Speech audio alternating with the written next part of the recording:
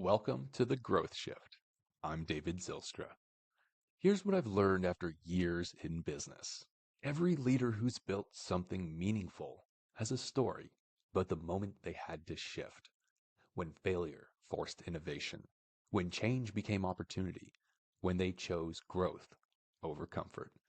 On this show, we dive into those pivotal moments, the setbacks that became breakthroughs, the strategic shifts that accelerated growth, and the frameworks that turn obstacles into opportunities.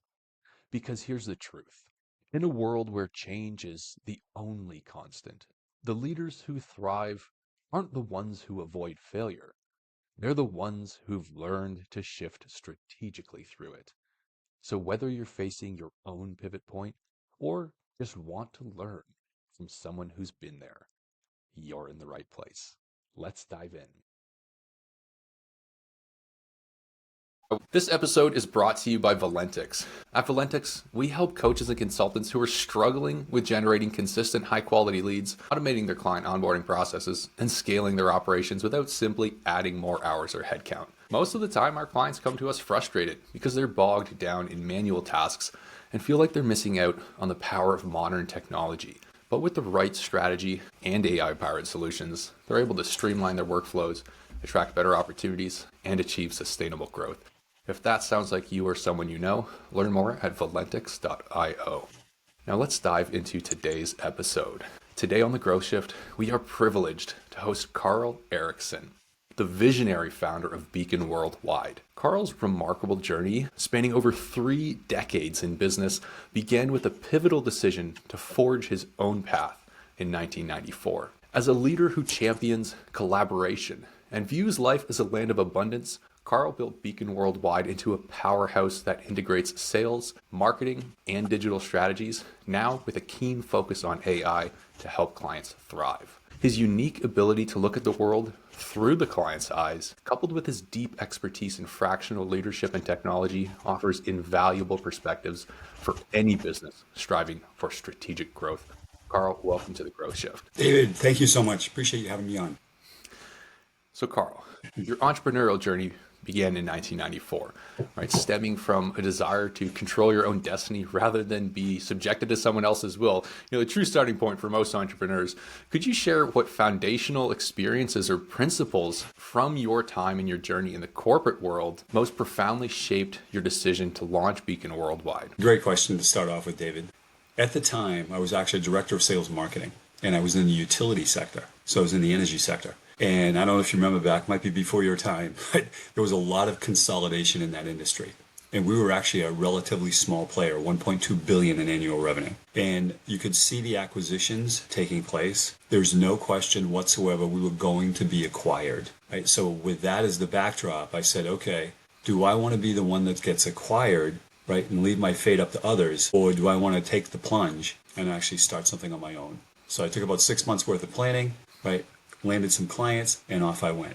And people told me I was a moron. So I just said, you have a great job, you're making great money, you have incredible benefits, do you have rocks in your head? And I could just see the writing on the wall, and sure enough, exactly what I forecasted happened, back at the company. But by then I was well on my way, but it was scary as hell. Mm-hmm. Now, perhaps it's different, of course, as a director of sales and marketing, not a C-suite executive or perhaps a shareholder in a company that's going to be acquired, but now that you have experience, of course, in ownership and working with other businesses, perhaps there's more of a perspective here to share. From your perspective, I mean, a lot of entrepreneurs and, people looking to get in the world think that, hey, acquisition is the best possible option. That's the dream. That's what I want. I want an exit, right? Or I want investors to come in and buy a massive share of my company through an IPO to increase, perhaps the value in my money and all of these other things. Sure. What was it about your time? And, again, different perspective, but when you were the director of sales and marketing, what was it about an acquisition that had you say, that's not what I want? I think it was really the uncertainty. And the uncertainty in somebody else's hands. And that was really the key reason why I made the jump. And ultimately it turned out to be, really, really good. A lot of work, but really, really good. But I think evaluating what your own strengths and weaknesses are, but also understanding what propels you, right? Are you the type of person that has the ability to actually take the plunge and the risk and actually believe in yourself. And I think that's probably one of the most important things is believe in yourself that you can do it. I think that's usually where all entrepreneurs start, right? More a belief in themselves than anything else, right? Because there's a lot of uncertainty that comes with that move into entrepreneurship. Carl, in your initial years with Beacon Worldwide, what do you think were perhaps some of the most important or impactful decisions that you made in your journey initially? Stay focused is probably one of the most important things. Because when I first jumped out, one of the things I did, which was a major error, right, is I get distracted with revenue, as crazy as that may sound. So what I did is I actually picked up some consulting jobs that were on the periphery of what I was really focused on. And what happened is they distracted me from the main focus. And as a result of that, one of the clients that I had, basically for a whole lot of left. And then I ended up with a minimal revenue, just left the job, 2 little kids. And I'm like, why did this happen? And it was really an important lesson. And, this is back in the time of faxes and cold calls and everything else. And I probably made 5,000 of them that year to get things rolling. But I think a really critical thing is stay focused and also be relentless in terms of what you're pursuing, but know what it is. Like a relentless pursuit of focus, right? Because I think that, a lot of business owners initially in the beginning stage chase revenue, as you said, right? Like, where can I make more money? How can I make money faster? But it really sidelines you or detracts you from that core mission or the core value, purpose, really what it is that you're going to do. And it's necessary to have that depth and focus if you really want to grow. Otherwise, you're always, chasing the next thing like a dog chasing a squirrel or something, right? Yeah, absolutely. No question. And, one of the things that actually morphed into over time is that focus became even more intense. And what I mean by that is when we started to work with clients, the amount of work we would do to understand the world through the eyes of the client was incredible. And we do that today. And I have clients on a regular basis that tell me, you know more about us than we know about us. And the reason for that is we dive so deep. But it's that understanding of the organization that is absolutely pivotal in terms of actually providing the highest value or the highest quality services to that client. And to me, that's a huge takeaway. And what we find is a lot of companies just don't do it.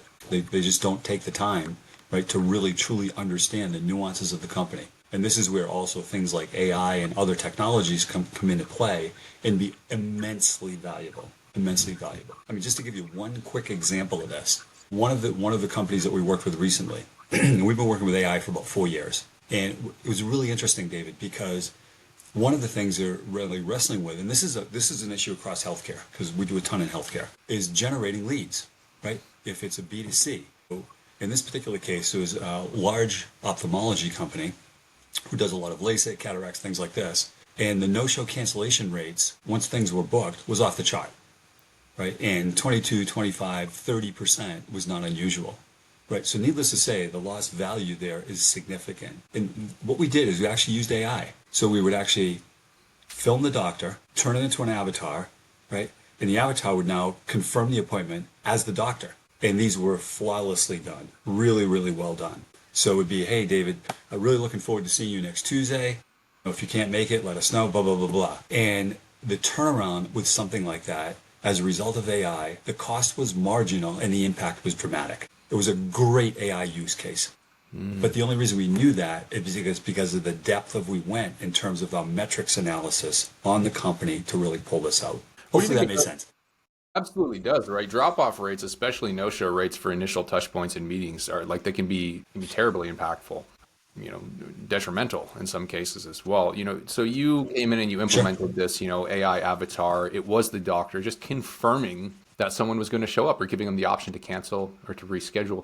What about that interaction or that approach to trying to reduce those no-show rates? What do you think it was that really made it most effective? The words of the doctor, right? Because how often does the doctor pick up the phone or send you a text or give you a video that's personalized? Never. So the amount of interaction, and people may or may not have realized that, it was in fact, not necessarily specifically for them. I'm sure some people probably figured that out, but it resonated and they actually watched it when they saw that it came from the doctor. And, that actually made a dramatic difference, and it dropped the rates down to around 6 to 8%, right? So you look at the value of that, it was dramatic. It paid for itself in like the first 2 months, needless to say. Incredible, and I think this is an important lesson for anyone looking at AI and technology and thinking that, hey, I want to use this to make things easier. Sure, you use it to make things easier, but don't use it to remove what's most fundamental to businesses: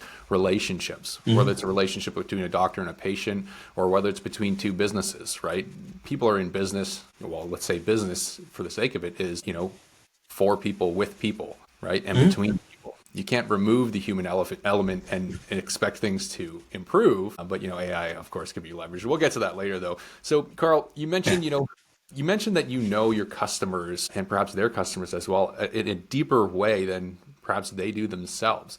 Can you tell us a little bit more than specifically? I mean, you mentioned the medical world.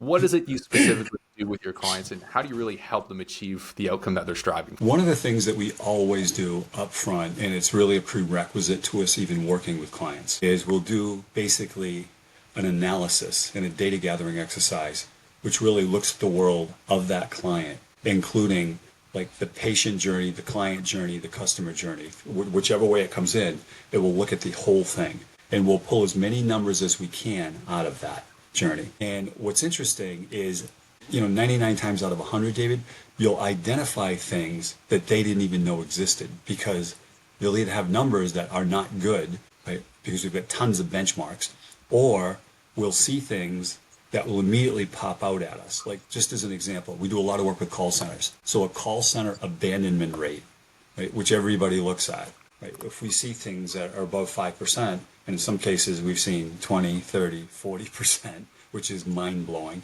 right? Immediately you know that there's something wrong there. So it gives us a place to focus. But also when we're analyzing a lot of this, what we're finding is, in many cases, they don't have the metrics that are vital to managing the company.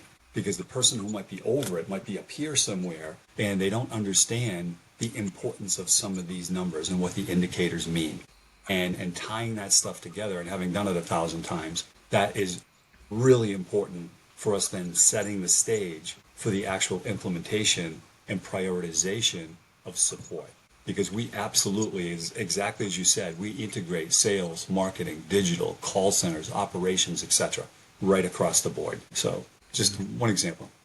Metrics are one of the most important things for businesses, right? The numbers at the end of the day. I mean, numbers translate to everything, especially if you're focused on, not just revenue, but the amount of profit that you're keeping ultimately as well. Why do you think it is that so many businesses, business leaders, owners don't understand their metrics, or perhaps don't pay as much attention to them as are needed or necessary? Yeah, I think there's some out there that do a pretty good job with it, obviously. But I think what happens is people become so focused on EBITDA and earnings and net profitability, etc., they sometimes lose sight of how it gets them there. It's kind of like the sales leader who tells you need to prospect more. Well, that's completely unhelpful. Be more effective. Tell me how you're going about it, etc., etc. So there's a whole coaching thing that comes into play. And I think what happens is when they focus on that, they start to morph the organization into something that's revenue driven instead of client, customer, or patient driven. Because just in our fractional roles, just to give you one example of this, I stepped into a role recently where the company was about 60 million in revenue. And in less than 5 years, we brought them to over 300 million. And I had 1,100 people reporting to me. And what we did is I had about 40 executive directors and VPs, SVPs, all the rest of them, etc. What was really interesting about it, David, is fundamentals and simplicity is vitally important. So with the executive directors, with the senior team, it's like, okay, guys, what's the most important thing we need to look at on a regular basis and understand and have metrics around it? And he's like, profitability. I'm like, important, but not number one. And they're like, what? It's like, well, the customer, the patient, great, important, not number one. And now they're looking at me like I got three heads. And they're saying, well, wait a minute, if those two on it, what is it? I said, it's real simple. It's your people, right? And we're in a services sector for the most part. That's where we play. People drive your business. When you've got people that are well-trained, know what the metrics are, they've had simplified messaging from management so they know exactly what their jobs are, you create a much better and ideally a collaborative environment. That drives a better experience. That will then, of course, drive better revenues and profitability.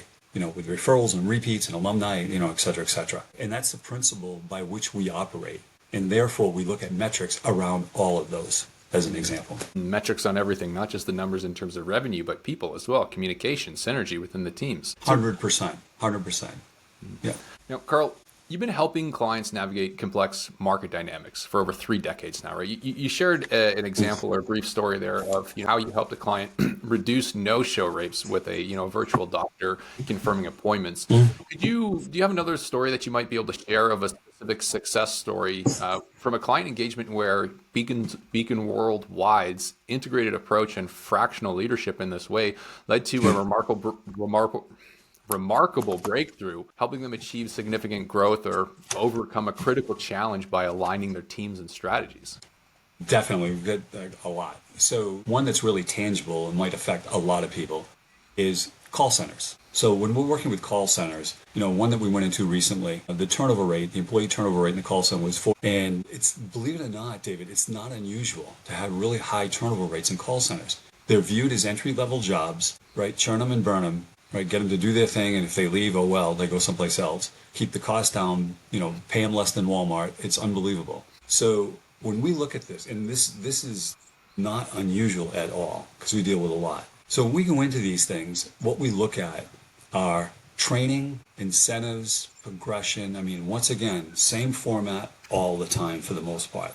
And how do we use tech actually to help this out? So in this particular case, what we did is we had a series of steps we followed. First one was, how well are these people trained? Well, for the most part, they weren't. And this was in the medical arena. And in this particular case, part of their job was to convert calls and patients into potential surgery candidates for things like cataracts, LASIK, ICLs, implantable collar lens, essentially implantable contact lenses is what it is. So those types of things. So train them like crazy right out of the gate, number one thing. They start to build their confidence a bit. We then put a progression path in place. We had like lead agents, lead 1, lead 2, lead 3, those types of things. So there's a progression path.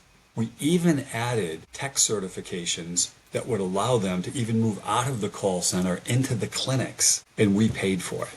So, yeah, really interesting situation, David, where there was a call center that we're working with. And once again, we do the metrics analysis right out of the gate, and one of the things we saw, a call center had a 45-50% employee turnover, right? Because call centers, they're known as churn and burn areas. And believe it or not, it's not unusual, unfortunately. So we have a model that we follow, for the most part, that we found to be really, really successful. Number one, how well are they trained? Well, and what we see on a consistent basis is not well enough. So we initiated training right out of the gate. The other thing is, if you think about it, and this is a way a lot of people think today, most of the people in call centers tend to be younger, oftentimes first or second job, maybe third job, out of school or whatever. And they're looking for not just a place to earn a couple bucks, but often a progression path. So we implemented a progression path with like tier 1 agent, tier 2 agent, tier 3 agent, so they could see a place and they knew the requirements to get to the next level, which also included additional funds, additional money. We then, on top of that, added incentives. And these were monthly paid incentives with very clearly articulated performance benchmarks. And we made them attainable, right? It wasn't pie in the sky stuff. We made them attainable, right? And that was really, really important. So when we started to put these different pieces together, we then added another layer, which was tech training. So we were giving them training outside of the job. If they wanted to get these certifications, we paid for it, and they could actually then potentially move into practices, right? So out of the call center into practices. Within a year, right, there's a whole bunch of things that happened that were phenomenal. Number one, the turnover rate dropped to 9%, right? Amazing. The amount of savings there in and of itself was incredible. But the most important thing that happened in this, although it was part of the focus and part of the training, right, it was amazing because the revenue this created as a result was just astounding. The conversion rate on incoming calls, because now they're super trained, they're highly motivated, and they're paid and incented for this stuff, right, more than doubled. And so as a result, they were running at around a 35% conversion rate. It popped up to just over 70% conversion rate. The revenue impact of that was about $250,000 per percent. So needless to say, that's one I wish I had done performance-based. That is incredible, astounding. I mean, and this is, I think, the true power of capitalism here, you know, Mhm. in play, right? Because as I said before, I believe business is done by people, with people, and for people. But, a lot of companies, perhaps it's an old way of thinking. I'm seeing some shifts now, are focusing on their people internally as well, right? I mean, every person in a company technically, in a way, is almost like a stakeholder, right? Every action they do, everything that they do contributes to the company. So by investing in your people more and empowering them more, you get that return in incredible ways. 100% agree with you. I think that's really encapsulated well what you just said, because that's exactly how we think. And that's exactly what we do with our clients. And that allows us just that thinking. In this particular case, we knew as much about the call center and what motivated them and what they needed to work towards as well as anybody in that company. And the managers felt like they'd been beat on mercilessly from senior management. And we basically completely changed that landscape as well. And these were two phenomenal managers in this particular circumstance. And they've done extraordinarily well since. Incredible. Yeah, $250,000 per, you say half of a percent shift or quarter of No, a percent per shift? percent, per Per percent. percentage of Yeah. astounding altogether. So, Carl, the results that you bring to your clients are phenomenal, right? Now, for other coaches and consultants out there right now, perhaps they don't have such a financial impact on their clients at all times, but perhaps they care for their clients in the same way that you do. They go so far in depth to understand them and to really provide an incredible service. But to get to that point, there's some pretty crazy market forces that everyone is up against right now. Right? True. There's a ton of players in the market. There's a lot of noise out there. There's a lack of trust as well, perhaps stemming from a lack of understanding as to what certain businesses, coaches can actually do. All of these problems are making it pretty hard for coaches to stand out, acquire new clients, and to really have the impact that they're striving for. With your experience in business and your tenure, we could say, with what you do, what are your thoughts around these challenges, and what is it that you're observing in the market today? Yeah, you are 100% right. The amount of noise in the market today makes it much more difficult for people to actually get their messages across. Now, how they get their messages across is a whole nother story. But getting their messages across, there's so much noise. If I get an email and it's from somebody, or even a voicemail, whatever, I don't know who it is. The first 15 seconds that I see, even the subject line of the emails, 90% of them get deleted. Don't even read them. Right? And I suspect everybody else is like that. The reason is number one, is there any indication in that note that you did your homework? Vitally important. The other is, how am I supposed to actually engage with you? I'm incredibly busy, right? Just like a lot of other executives are. What is it you're going to do, say, or interact with me in a way that's going to make a difference to me? And the best way to do that, unquestionably, is through others. And what I mean by that is leverage your existing relationships. The fastest path to new business is existing clients. One of the things that we've done, even in healthcare as an example, we've got programs where we'll leverage exactly that. And even in healthcare, we call them alumni. It blows my mind how many people don't foster referrals from their alumni, right? Especially with cash pay procedures and things. Right, so we absolutely have that mastered as a way to get into the market. So those are a couple of things that are, in my mind, vitally important. Unbelievable. Yeah, the power of relationships and referrals speak for themselves, especially if you can get incredible results for your clients, such as you have. You said something there that I think I want to highlight, for sake of the audience, if they didn't necessarily catch it, right? What you're doing and what you're saying, that the approach that people should be taking is not necessarily with more volume. Right? And a lot of people are abusing this now with, automated campaigns with AI and, mass email marketing campaigns that are, just generic and not specific, right? But what I'm taking from what you said is use the technology to go further in depth, right? Show more care, show more interest, and really stand out. Don't just send something out en masse and hope to capture a few people, but get very specific with who it is that you want to be speaking with, showing them that you know who they are, and, being able to stand out in that way. 100%. You're dead on. Because one of the things that we need to understand too is people will send out these emails and it's kind of what's going on from an AI perspective. Well, if I'm a CFO, if I'm a chief financial officer sitting there and I'm getting a barrage of these types of things, what is it that I care about? Right? There's three things we should be thinking about. Number one, what's happening in that industry? So in their financial services, what are the regulations that are coming in, as an example? What are those different things that are affecting that sector? Number one, how is that impacting my specific organization? And the third one is what gets missed almost all the time in prospecting. What are those issues that I have a high probability of facing as a CFO in this industry in my specific organization? If you can whittle it down to that, understand that, you've now honed with a laser focus what your prospecting type conversation, flow, whatever you want to call it, is. And that's why when you get these blanket emails that covers basically everybody and their brother, and they're not specific to industry and job title, they're far less effective. Now, you mentioned as well AI not too long ago. It's come up a couple of times briefly here, but I understand you're using it quite extensively. Of course, you were taking this approach to your clients and the market before of in-depth research, analytics, and data. But now with the let's say the AI revolution, as many people are calling it, what are you specifically doing, and how are you using AI to perhaps provide you with more leverage and more support in your strategy?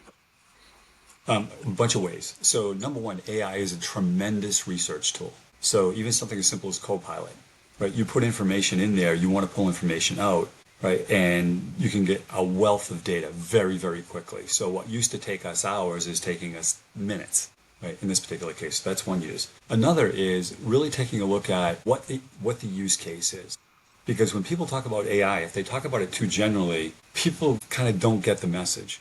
So just to give you another example of this, come back to call centers. Another place where we're using AI is AI chat. So you call in, right? Needless to say, you get call centers that are taking 50, 60, 100,000 calls a month. There's a high volume. So you're going to have people where there's a wait time. So you put AI chatbots in place. You put the controls around them. You put the guardrails up. You train basically the AI engine, right, in such a way that it can have a conversation with the opportunity, and this is really important, always to opt out, so they can opt out to an agent.